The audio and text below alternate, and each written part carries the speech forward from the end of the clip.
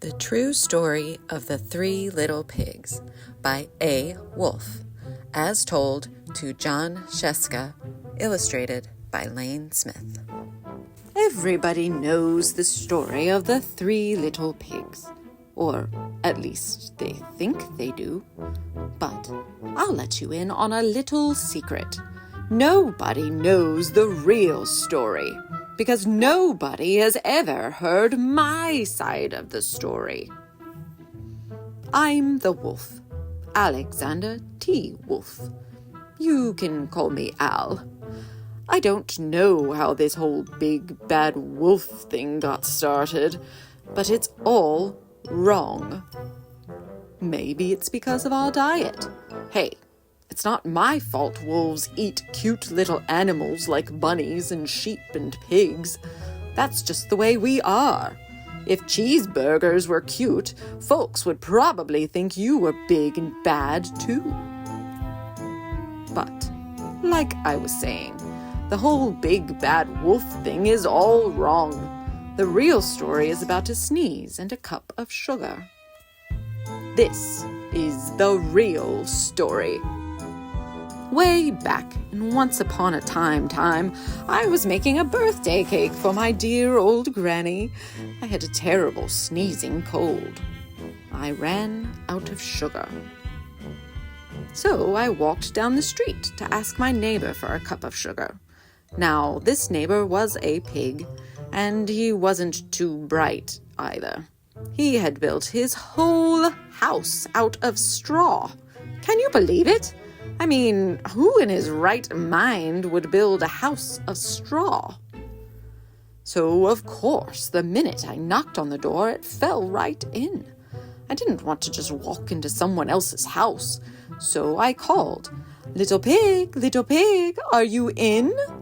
No answer. I was just about to go home without the cup of sugar for my dear old granny's birthday cake. That's when my nose started to itch. I felt a sneeze coming on. Well, I huffed, and I snuffed, and I sneezed a great sneeze. And you know what? That whole darn straw house fell down. And right in the middle of the pile of straw was the first little pig, dead as a doornail. He had been home the whole time. It seemed like a shame to leave a perfectly good ham dinner lying there in the straw. So I ate it up. Think of it as a big cheeseburger just lying there. I was feeling a little better, but I still didn't have my cup of sugar. So I went to the next neighbor's house. This neighbor was the first little pig's brother. He was a little smarter, but not much. He had built his house of sticks. I rang the bell on the stick house. Nobody answered. I called, Mr. Pig, are you in?" He yelled back, "Go away, wolf! You can't come in, shaving the hairs on my chinny chin." I had just grabbed the doorknob when I felt another sneeze coming on. I huffed and I snuffed, and I tried to cover my mouth, but I sneezed a great sneeze. And you're not going to believe it, but this guy's house fell down just like his brother's. When the dust cleared, there was the second little pig, dead as a doornail. Wolf's honor. Now, you know food will spoil if you just leave it out in the open. So I did the only thing there was to do.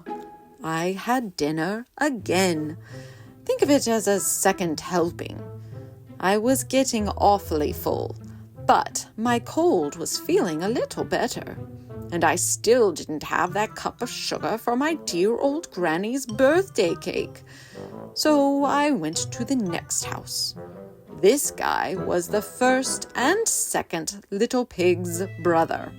He must have been the brains of the family.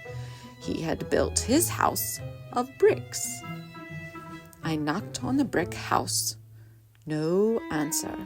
I called, "Mr. Pig, Mr. Pig, are you in?" And do you know what that rude little porker answered? "Get out of here, wolf! Don't bother me again." Talk about impolite.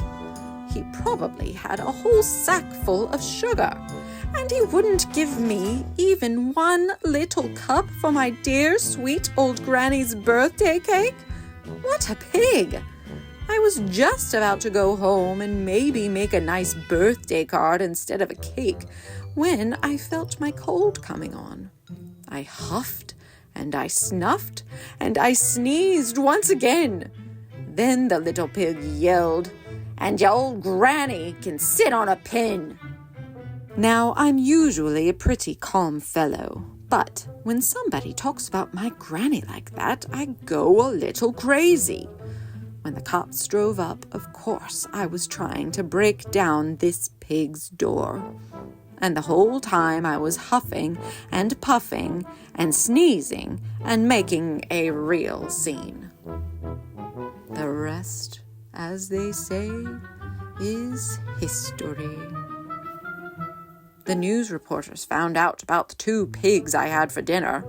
They figured a sick guy going to borrow a cup of sugar didn't sound very exciting. So they jazzed up the story with all of that huff and puff and blow your house down.